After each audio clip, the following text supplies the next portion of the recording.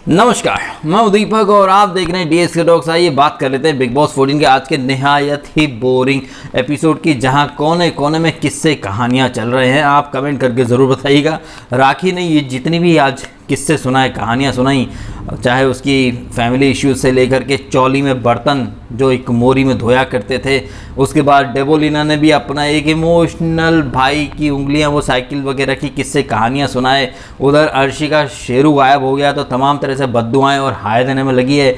आप देखिए वक्त का पहिया कैसे घूमता है। यही अर्शी विकास गुप्ता को बोला करती थी कि तू कौन होता है डिसाइड करने वाला कि कौन रहेगा कौन नहीं रहेगा। वही अर्शी आज राहुल वैद्य को कह रही थी कि तू नहीं जीतेगा, तुझे ट्रॉफी नहीं मिलेगी, ये मिले, दुनिया भर की बकवास।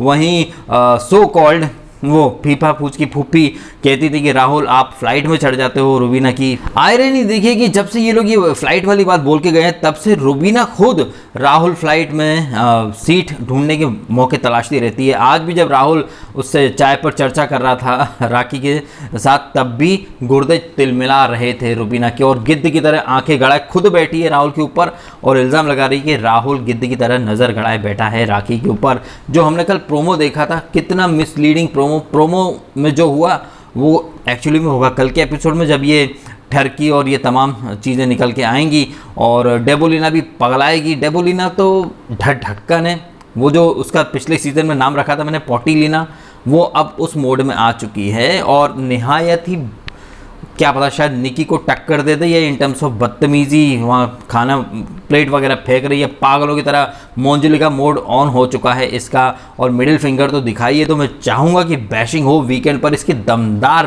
बैशिंग हो, मज़ा आ जाए इसको। पैनलिस्ट बन के भी जब आई थी तब भी पागलों की तरह ऐसे मुंह फाड़ फाड़ के, आंखें फाड़ फाड़ के, नाक के नथुने फुला फुला के, ऐसा लग रहा था कि पूरी भल्लाल देव और बाहुबली की सेनाएं वहीं उस नाक के द्वार में प्रवेश करके बाहर अंदर करेंगी, मतलब बाहर जाएंगी अंदर जाएंगी, इतनी बड़े नथुने फुलाए।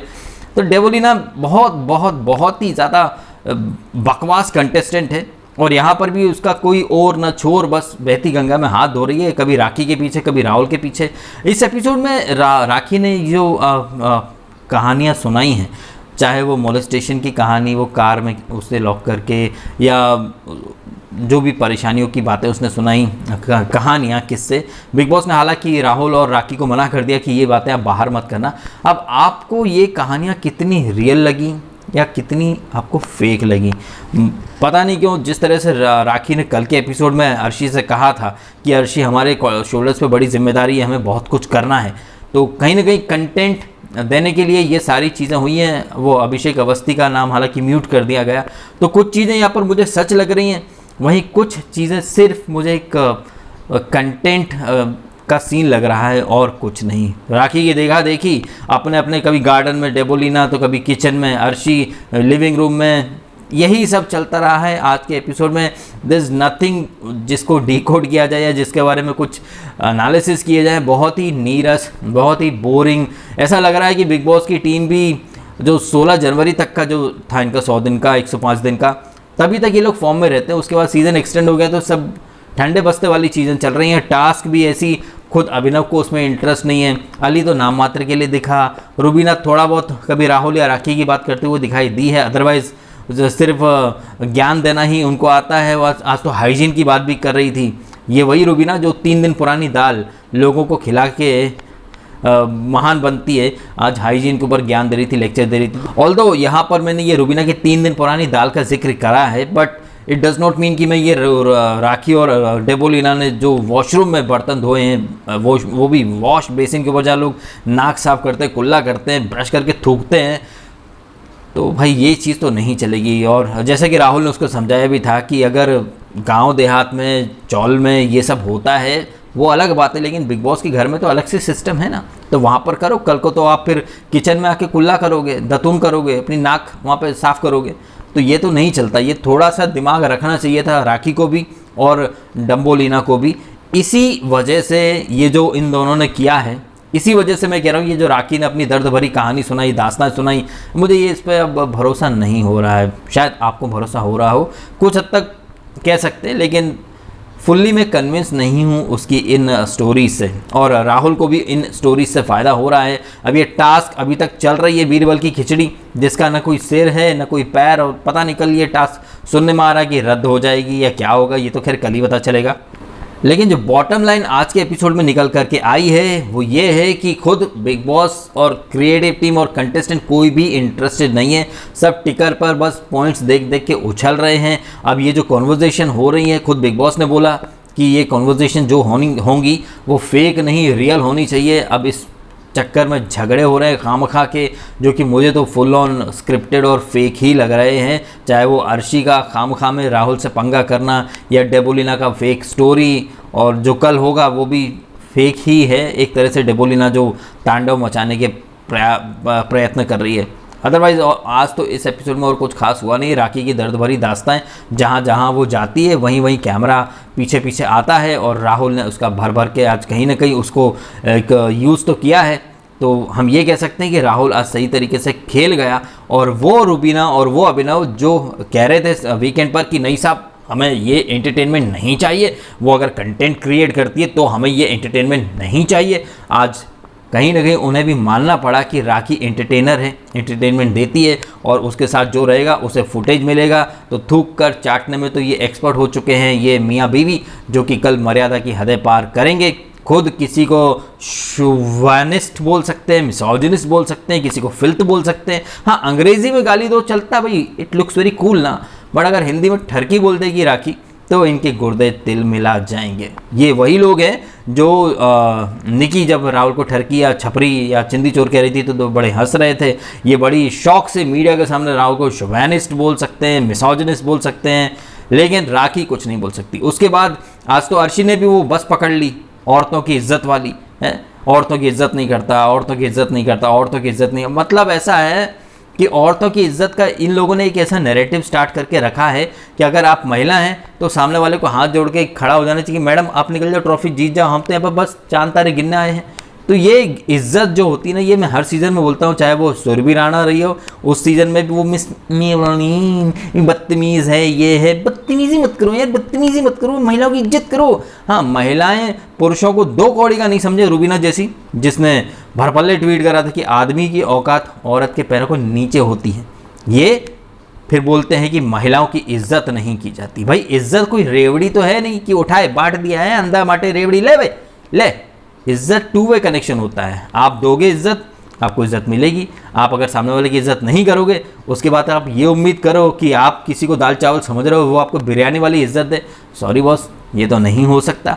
यहाँ तो इक्वालिटी की बात है, आप इज्जत दोगे इज्जत मिलेगी, आप गाली दोगे गाली मिलेगी, सीधी सी बात है। उसके बाद फिर ये कहना कि औरतों की इज्जत नहीं करते, औरतों की इज्जत नहीं करते, कल देखेंगे ना अभिनव कैसी इज्जत करता है, हैं? ये बहुत ही सिलेक्टिव है इन लोगों का। तो ये सिलेक्टिव मोरालिटी है इन लोगों की। और ये अर्शी जो कि अब इन लोगों की संगत में है तो वो वही भाषा बोलने लगती है। आप ये देखिए असर रुबीना अभिनव का, इनकी संगत में जो रहता है वो उन्हीं की भाषा बोलने लगता है और बहुत ही ऑफ ट्रैक लगने लगता है। यही राखी जो आजकल मस्ती भी करती है, कहीं ना कहीं रुबीना खुद कह रही कि राखी एंटरटेनर है और इनके साथ थी तब ये उसे चीप बोलते थे, इरिटेटिंग बोलते थे। तो वो ये है इनके सेलेक्टिव मोरालिटी। अपनी कन्वीनियंस से ये आदमी को एंटरटेनिंग बोलते हैं, अपनी कन्वीनियंस से आदमी को इरिटेटिंग बोलकर दूर भगा देते हैं। और तो इस एपिसोड में आज कुछ खास हुआ है नहीं जिसके ऊपर हम चर्चा करें। अब ये टास्क चल रही है, अब जो भी होगा एक्शन पैक्ड एपिसोड शायद कल ही होगा, जहां ये मोहतरमा Mrs I me my self बाल्टी भर के पानी फेंकेंगी। उसके बाद बिग बॉस इन्हें नॉमिनेट कर देगा सीज़न के एंड तक। बात तो ऐसे करा बिग बॉस जैसे फिनाले भी 5 महीने के बाद हो, अभी 2 वीक के बाद फिनाले आ जाएगा। और बाहर एक फॉल्स नैरेटिव क्या चला जाएगा कि वो रुबीना जो सीज़न में सबसे ज़्यादा बार नॉमिनेटेड हर बार हुई है, उसके बाद वो चैम्पियन बन गई, ऐसा एक नैरेटिव क्रिएट कर देंगे। वैसे इस रुबीना के नॉमिनेशन वाली बात के ऊपर कुछ सोशल मीडिया की बात करता हूँ। ऐसे बहुत सारे लोग हैं जो कि पिछले सीजन में सिद्धार्थ शुक्ला, क्योंकि उसके नाम लिए बगैर मेरे रिव्यू पूरे होते कहाँ भाई, उसके नाम लिए बगैर तो दुनिया में सूरज नहीं उगता है। रेफरेंस की बात है तो जिक्र तो करना पड़ेगा। ऐसे बहुत सारे चुगलियंस हैं जो लास्ट सीजन में शुक्ला की वॉयलेंस को जस्टिफाई करते थे, ठीक है।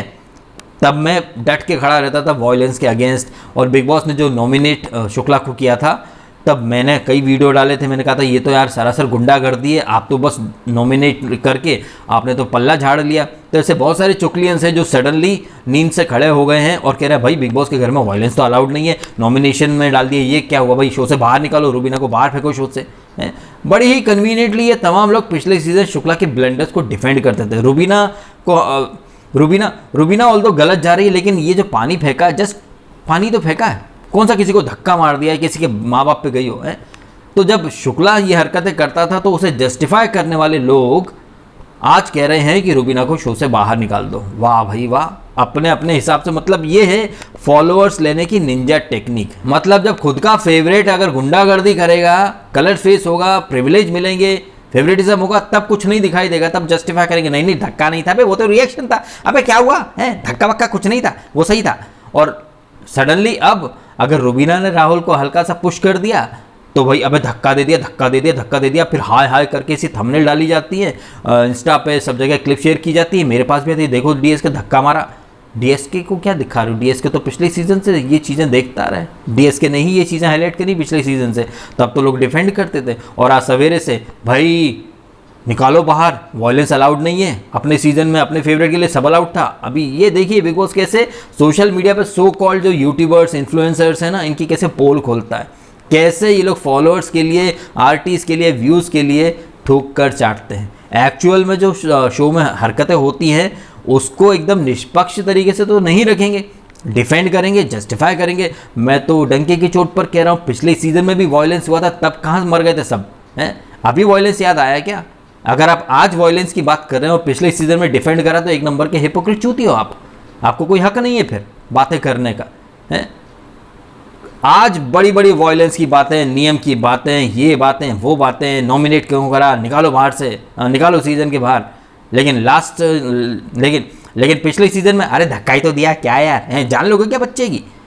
और ताज्जुब की बात है कि जनता जो न्यूट्रल ऑडियंस है वो तमाम चीज़ें देख रही, इसके बाद भी भेड़ चाल में शामिल हो जाती। क्यों? क्योंकि लोग एक सेलिब्रिटी का नाम सुनकर पागल हो जाते हैं। और सेलिब्रिटी कैसे पब्लिक को पागल बनाते हैं आप ट्विटर पर ऑलरेडी देख चुके हैं, जिसके ऊपर एक वीडियो में डालूंगा कल। ये जो हमारे देश में जो एक आंदोलन के नाम पर ये जो लोग अफरा तफरी फैलाना चाहते हैं, एक पूरी प्लानिंग के तहत, चाहे वो मियाँ खलीफा हो या वो ग्रेटा हाउ डेयर यू वाली पगलेट या रियाना बियाना, कैसे ये अपने सेलिब्रिटी होने का फ़ायदा उठा रहे हैं और दुनिया को बेवकूफ़ बनाते हैं। और आदमी भी, आम आदमी अपना दिमाग घर पे रख के पागलों की तरह कूद पड़ता है। इनके ऊपर तो खैर एक डिटेल में वीडियो कल लेके आऊँगा, काफ़ी लोगों के गुर्दे छिलेंगे, क्योंकि आजकल क्या है भाई, भेड़ चाल में लोगों को चलने की आदत है, तो भेड़ चाल में चल पड़ेंगे। किसान किसान करके सिंपत्ति देने, किसान कहीं सब किसान वहाँ खेत में हैं, ये सब साले आतंकवादियों की औलादें कूद पड़ी हैं रोड पे, खालिस्तानी इन सब की साले ये देश में अफरा तफरी फैलाना चाहते हैं। और लोग इसीलिए कहता हूँ अंधी भक्ति सेलिब्रिटीज़ की मत कीजिए, ये किसी के सगे नहीं होते, ये अपने बाप के सगे नहीं होंगे, तो आप लोगों के तो क्या ही सगे होंगे। एक हद तक सपोर्ट करो, पागलों की तरफ मत कूद पड़ो। ये सेलिब्रिटी कैसे फ़ायदा उठाते हैं अपने फैंडम का, या वो ग्रेटा, ये रियाना वगैरह सब बेगानी शादी में अब्दुल्ला दीवाना बन के भारत में दंगा फसाद कराना चाहते हैं। ये होता है सेलिब्रिटीज़ का असली एजेंडा, अपनी फैंडम को यूज़ करना। खैर उसके ऊपर तो हम कल आएंगे, और कल ये जो रूबीना जो पानी फेंकेगी और राखी जो बोलेगी, उसके बाद अभिनव के मुंह से भी बहुत कुछ निकलेगा, यही है तेरी गंद, तू गंद मचाती है। वाह भाई वाह, तुम गंद बोलो, फिल्थ बोलो, ठीक है, तुम किसी को शोवेनिस्ट बोलो, मिसोजिनिस्ट बोलो, ठीक है, तुम्हारे पतिदेव पर अगर ठरकी बोल दिया तो तुम मुद्दा बना लेते हो हैं। ट्विटर पर ट्रेंड करा डेयरिंग रूबीना, घंटा डेयरिंग रूबीना, फट्टू रूबीना है, खोलो दरवाज़ा जाना है। जब फटके 4 हो जाती है, पोल खुलने लगती है सो कॉल्ड क्लास की और उसकी, तो फिर दरवाज़ा खोलो, ओपन द डोर। वो तो बिग बॉस दोगला है, फाइनल में लेके जाना तो दरवाज़ा क्यों खोलेगा। तो ऐसे फट्टू लोगों को लोग डेयरिंग बोल रहे हैं, गजब है। अंधी फैन फॉलोइंग का अद्भुत उदाहरण है ये। खैर इसके ऊपर हम कल आएंगे बात करने, और ये वीडियो यहीं ख़त्म कर देता हूँ।